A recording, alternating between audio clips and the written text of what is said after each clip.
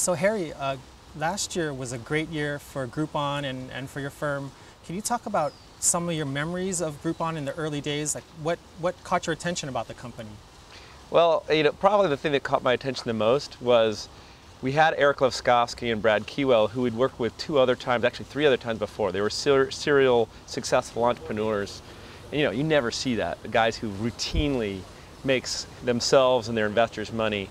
So when we sat down with them, it wasn't really hard to decide, hey, look, we should back these guys again. Here you have two very almost coin-operated entrepreneurs who very rarely, if ever, fail, right? Right. And secondly, you have this one highly creative guy with a grain of a vision, the idea that groups can reach outside the internet, form within the internet, but create action outside the internet.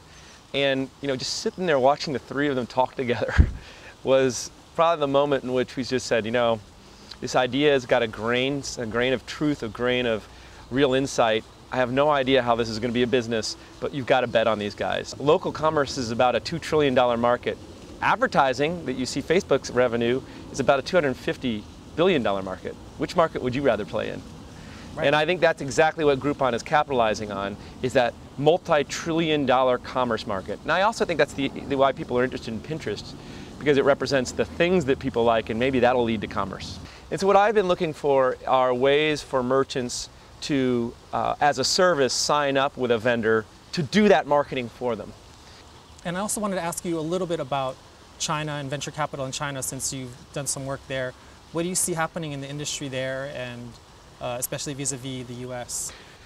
I think there's large opportunity there. I still think you have to develop your relationships very carefully in China in the same way you do anywhere else. I mean, I remind people that playing in the energy field in the United States, it has as much regulatory risk as playing in many fields in China. But it is a place you do need to build your relationships, and you do need to take care of your IP, but I think they're doing a much better job than they were in the past.